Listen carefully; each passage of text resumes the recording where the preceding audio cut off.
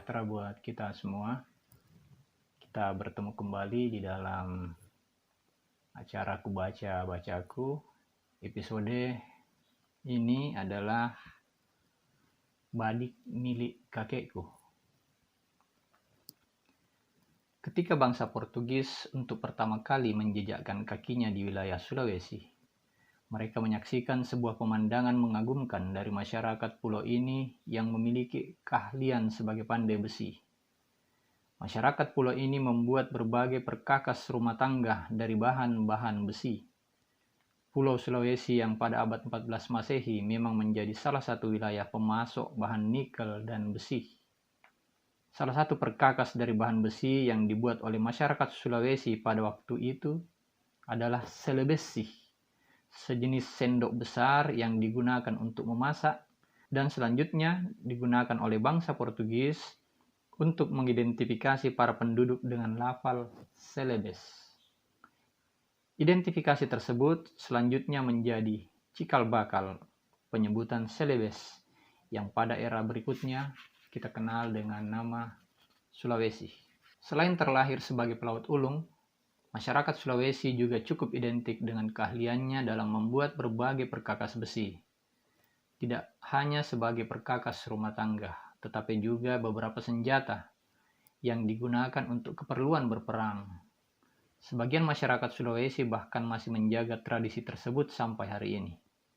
Salah satu karya fenomenal masyarakat Sulawesi dalam tradisinya membuat senjata adalah cerita tentang kesaktian sebuah senjata, namun juga bercerita tentang bentuknya yang sangat khas yang kemudian terlegitimasi dan kita kenal dengan nama badik. Badik yang asli terbuat dari bahan yang terpilih, dibuat dengan struktur, keseimbangan, dan ketajaman yang akurat. Bahkan dalam beberapa cerita masyarakat Sulawesi, badik asli harus dapat berdiri tegak di atas sarungnya atau bahkan tidak tenggelam ke dalam air. Badik, senjata orang Sulawesi yang merupakan simbol kejantanan. Jika seseorang laki-laki Sulawesi tidak memiliki badik, maka kelaki-lakiannya kadang dipertanyakan. Badik tidak hanya menjadi sebuah senjata pelindung diri, namun badik juga merupakan sebuah KTP, kartu tanda penduduk tidak resmi bagi para masyarakat, khususnya laki-laki di Sulawesi Selatan. Badik yang terselip di bagian depan sarung kaum lelaki menjadi representasi kejujuran, keikhlasan, kesabaran, serta keberanian yang terbingkai dalam sebuah keyakinan yang bernama sirik. Badik pun menjadi sesuatu yang seakan bernyawa dan hidup semati dengan tuannya. Badik menjadi senjata yang mendapat perlakuan layaknya makhluk hidup. Ritual pencucian dan memandikan badik di sejumlah daerah di wilayah Sulawesi menjadi contoh kecil hidupnya sebuah badik. Salah satu tradisi kuno masyarakat Sulawesi yang berkaitan dengan badik adalah ketika laki-laki telah mencabut badiknya, maka pantang baginya untuk menyarungkannya kembali sebelum badik tersebut terlumuri darah lawannya atau bahkan darah dari tuannya sendiri. Hal tersebut menyebabkan penggunaan badik harus dilandasi oleh kekuatan berpikir secara cermat dan tepat. Badik pun menjadi cermin sikap dan perilaku si pemiliknya. Semakin cerdas dan bermartabat seorang pemilik badik, maka semakin tinggi pula nilai badik yang dimilikinya. Kini, badik tidak lagi menjadi milik orang Sulawesi semata. Dia menjadi milik masyarakat dunia. Badik tidak lagi sebatas bagian dari sirik dalam tradisi masyarakat Sulawesi. Dia ikut larut dalam tradisi global tanpa batas wilayah. Badik yang awalnya merupakan simbol kejantanan, hari ini terkadang juga menjadi simbol kejahatan. Para pemiliknya tidak lagi didominasi oleh masyarakat Sulawesi.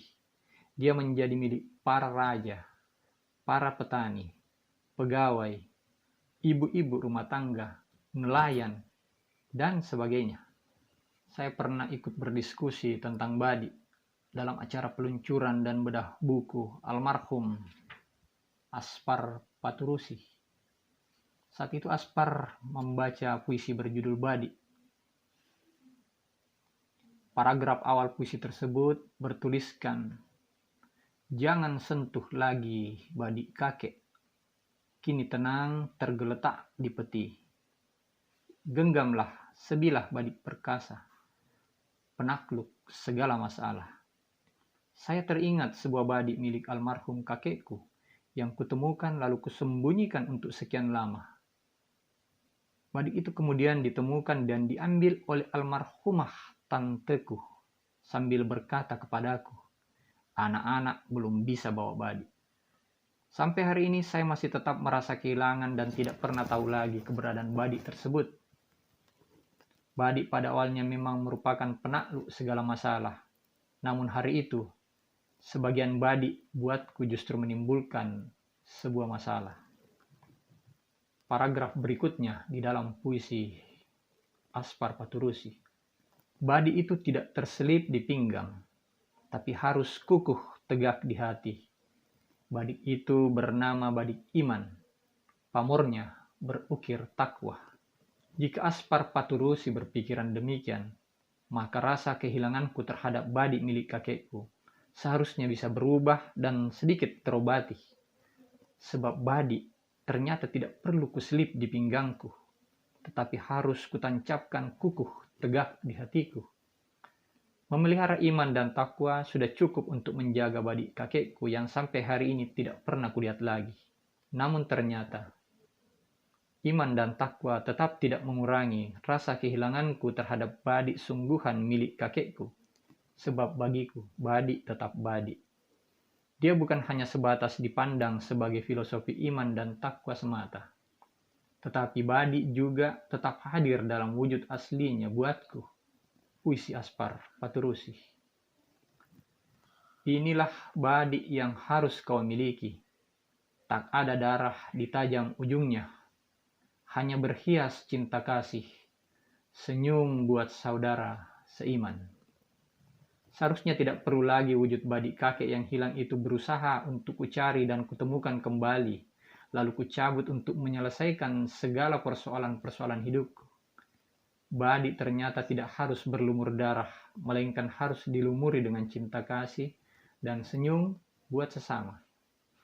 Saya sangat setuju dengan hal tersebut, tetapi tetap saja saya merindukan badik kakekku.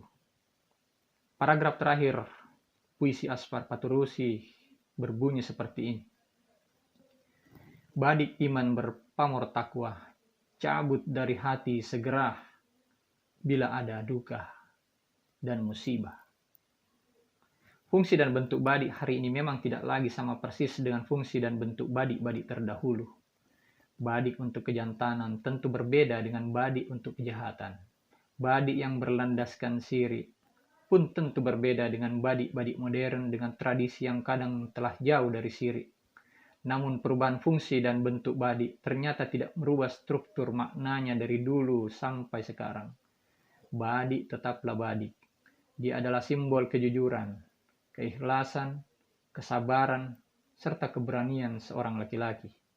Jika tidak jujur, tak ikhlas, tak sabar, dan tidak berani, maka berhentilah untuk berhasrat dan memiliki badik.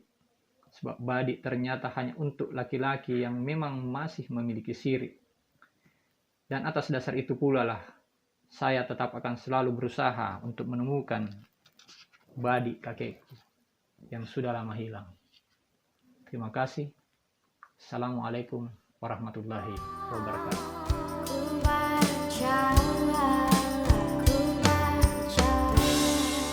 Ku baca